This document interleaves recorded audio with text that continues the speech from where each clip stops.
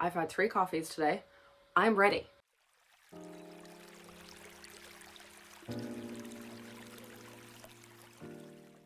Hi everyone, my name is Laura or Kane Dickens, and today I want to do a September book haul. I have quite a few books. I've read a couple of them. I'm currently reading a couple of them. So I'm going to start off by showing you the books that I've already read from this list.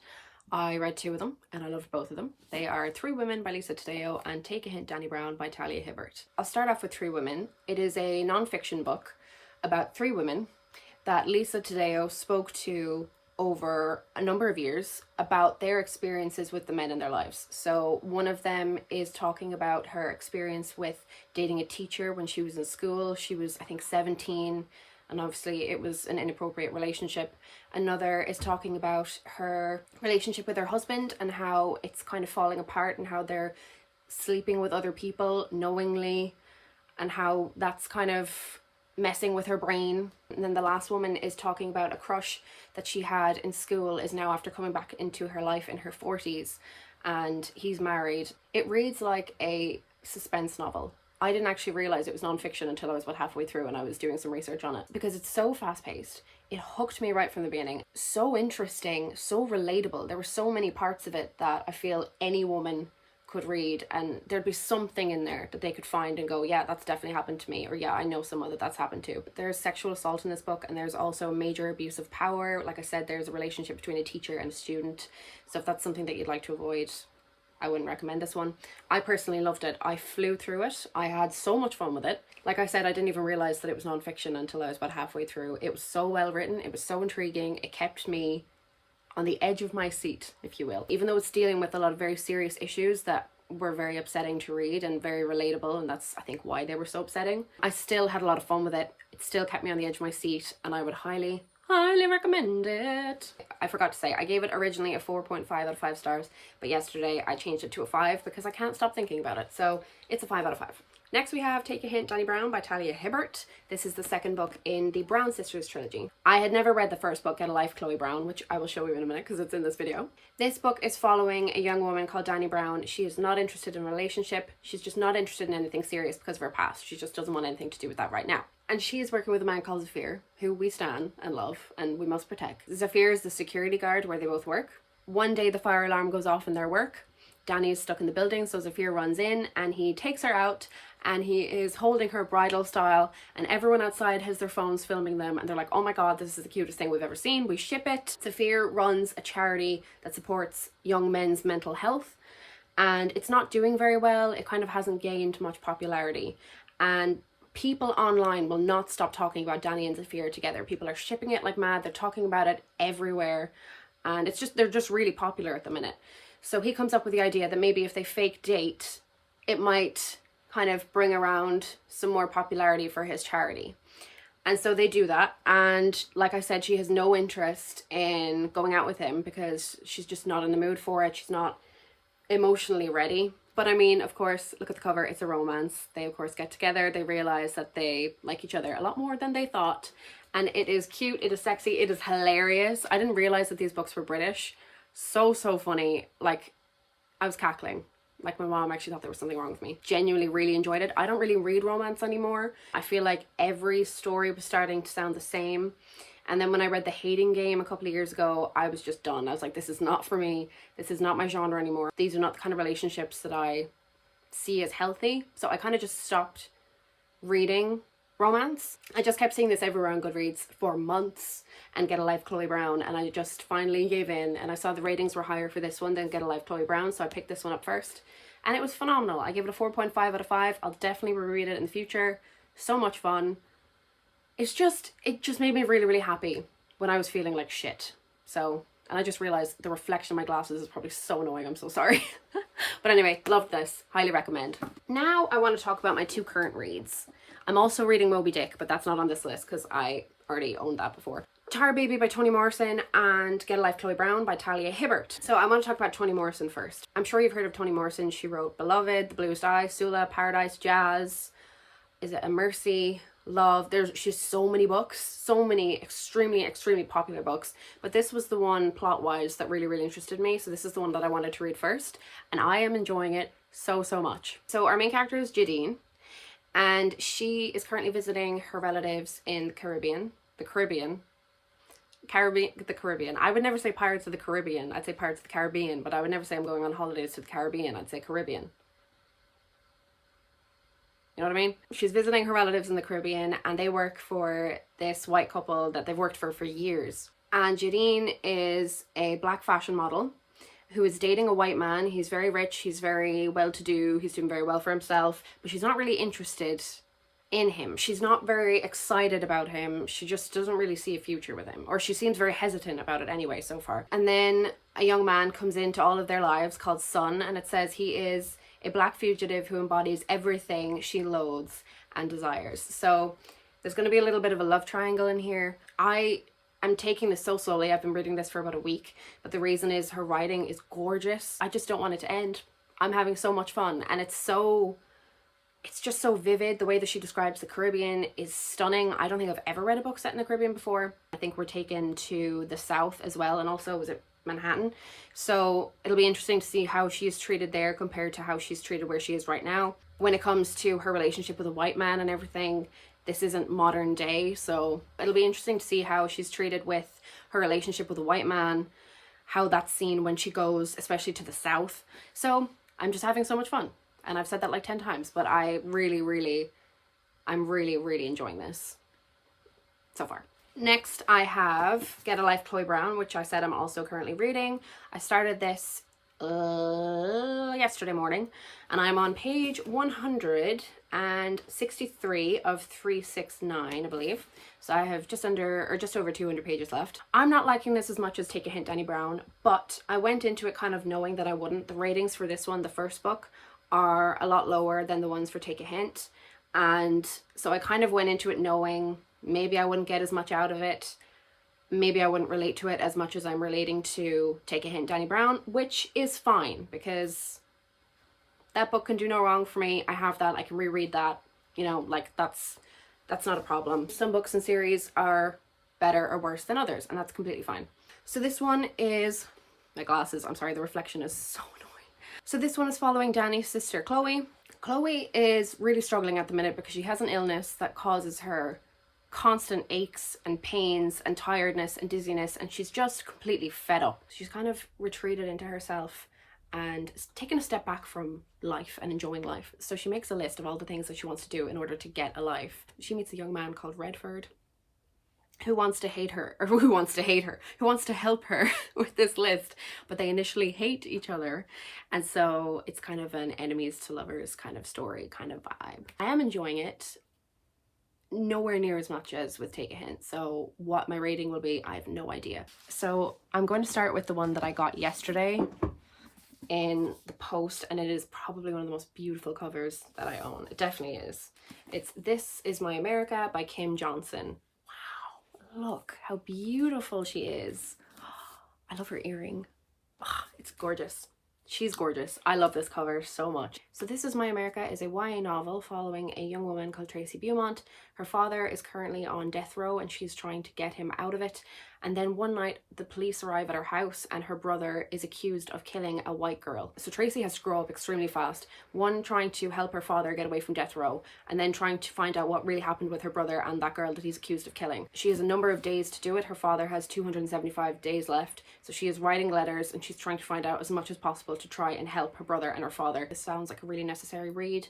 I'm so excited for it because I've seen such amazing reviews for it, and so I hope to get to this one very soon. My next one will be a very, very different one for me because I've never read anything like this before, but I have seen nothing but amazing reviews for this woman, and I think she has 3 books, and I've seen nothing but like fab 5-star reviews for all 3. So this is Clap When You Land by Elizabeth Acevedo. I keep saying avocado, Acevedo.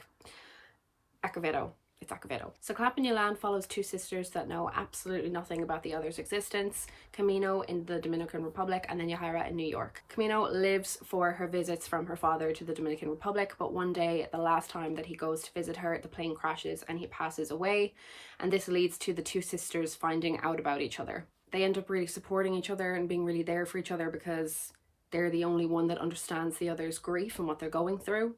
It sounds amazing, but the reason that I have never read anything like this before is because the way that it's written, it's like, it's not poems, but it's kind of told in a very kind of lyrical, I don't even know how to describe, I don't even know what you'd call it. I'm sure there's a name for it and I just don't know because I've never read anything like it before. I read a couple of pages of this when it came the last day. I always do that when I get new books. I just read a couple of pages and kind of get a feel for it to see if it's something I'm in the mood for soon. I'm really into this. I cannot wait to read this. She also has Poet X, and I think the other one is With the Fire on High. Beautiful covers, gorgeous, and I can't wait to read her works because they're so interesting to me, because it's so different for me. I just realized the books behind there have fallen. They probably fell before I even started filming, and Daenerys is dead. Do I want to fix it? No, not really. So my very first book of, why am I doing this with my hand? My very first book of September was a 5-star read. It was the very first book I'd read by this author, and I just fell in love. When I found out she had an autobiography, I nearly fainted. It is Dust Tracks on a Road by Zora Neale Hurston. I love this woman. So I read Their Eyes Were Watching God at the beginning of September. I gave it a 5 out of 5. It was phenomenal. It was beautiful. Her writing style was so lush. I just loved it. And I had so much fun. And I listened to the audiobook. I need to get a physical copy because I want to reread it and underline every single line. Okay, Dust Tracks on the Road. All I know is that it's her autobiography about her life growing up in the South. And then moving on up to when she became part of the Harlem Renaissance. I just want to read about her life. I want to read about her because the little bit of personality that shone through in Their Eyes Were Watching God was so fun and flirty, and it was just I don't even know how to, you can just get a feel for an author sometimes. You can kind of feel whether they'd be a dry shite or whether they'd be really fun in real life when you read their books. And I just feel like Zora was probably just the shit. I want to read about her. She was an amazing woman, and I need to read this because I'm a little bit in love with her. I'm not gonna lie. Next, okay, I'm gonna show you some fantasy books. No, I'm not. My next one is a memoir. I have read very few memoirs in my life, but this year with All Boys Aren't Blue by George M. Johnson, I haven't read a crazy amount or anything. The ones that I've read, I've really enjoyed, and my foot is gone so numb. Oh no. So when I saw rave reviews for this one on Goodreads after I read All Boys Aren't Blue, I decided to pick it up straight away. It is We Have Always Been Here by Samra Habib. So from what I gather, this is Samra's memoir about her experience living as a queer Muslim in both Pakistan and Canada. I'm really genuinely interested in getting to this one very soon. Can we just talk about how beautiful she is for a second? Because whoa, she looks like a boss. Anyway, my stack is about to fall over. Honey, you got a big storm coming. The next one that I have genuinely terrifies me because I've watched a movie that sounds very, very similar and it shook me to my very core. That movie is Midsummer and the book is The All-Night Sun by Diane Zena. That cover though, I mean, Jesus Christ, this is probably the most beautiful cover I own. It is gorgeous. And I say that every 5 minutes, but it really is though. Like, oh, it's so pretty. So The All-Night Sun is following a woman called Lauren. Her parents passed away 10 years ago and she has never gotten over it. She's never been right since. A girl in her college class called Siri befriends her and asks her if she wants to come home with her for the summer or for a few weeks to Sweden for midsummer. Can you see where this is going? To kind of heal herself and to get away from the world for a while and try and kind of, you know, calm down a bit. So Lauren decides to go with her. And she meets Siri's brother called Magnus and they form a little attraction, a little connection.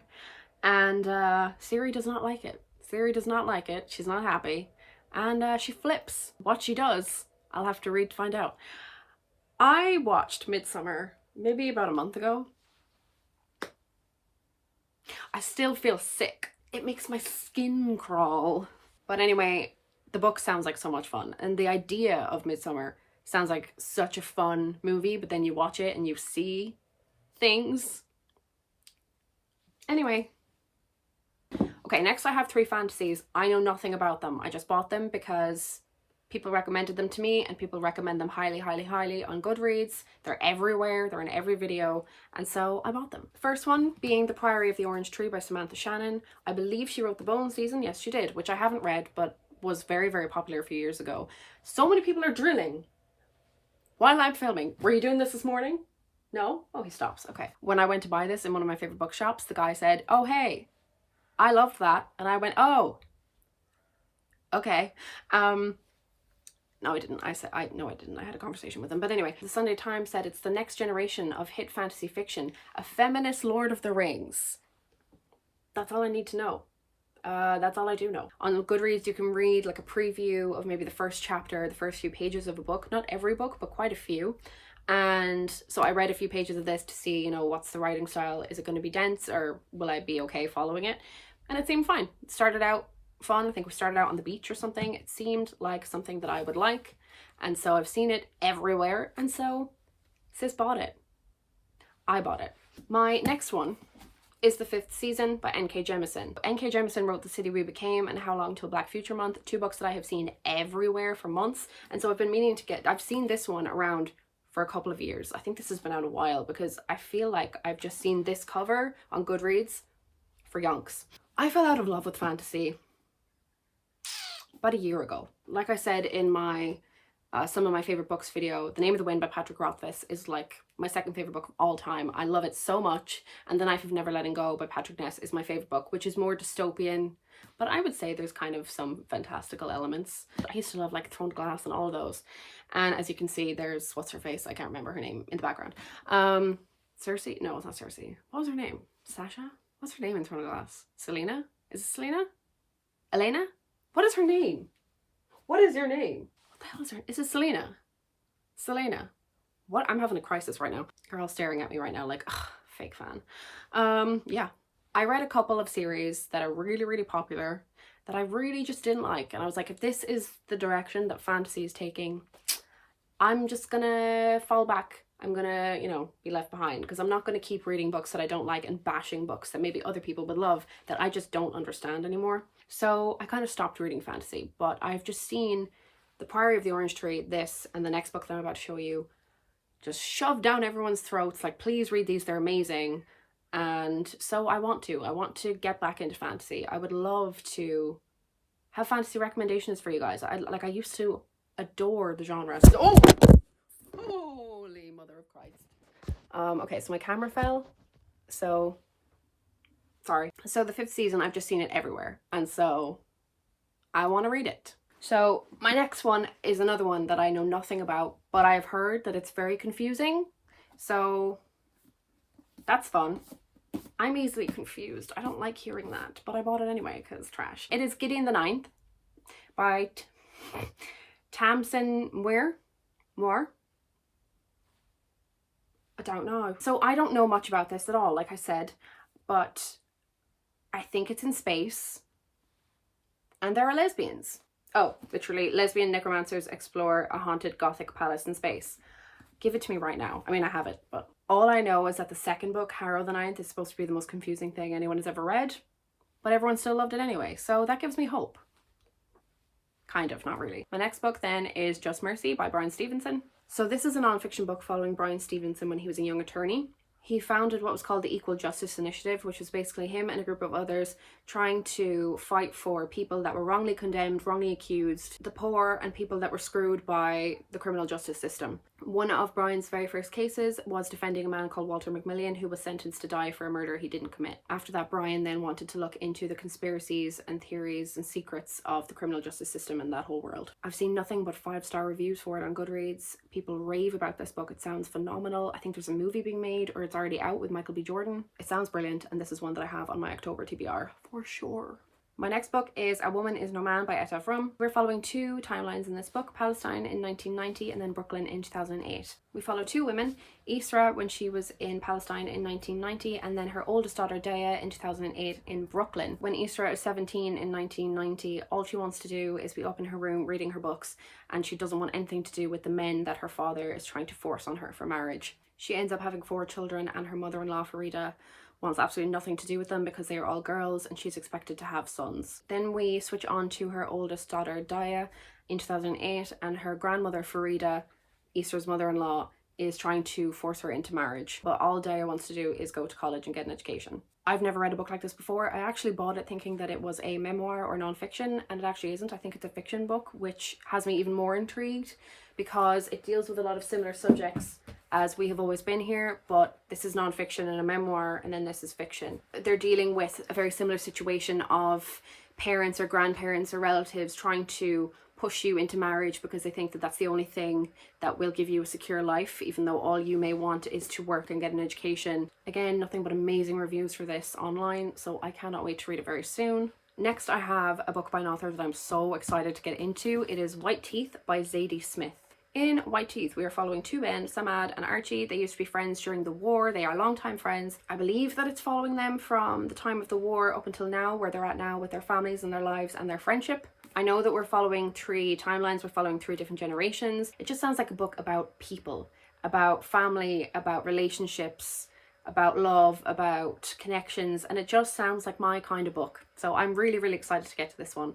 I have been wanting to read a book by Zadie Smith for ages. I finally picked this one up. This was the one that sounded the most kind of interesting to me, sounded like the one that I would enjoy the most. Very excited for this one. This is definitely high up on my TBR.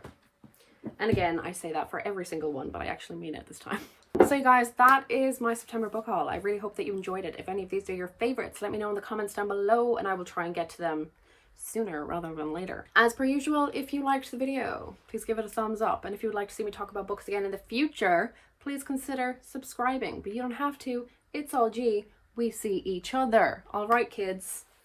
Goodbye, ye children of the corn.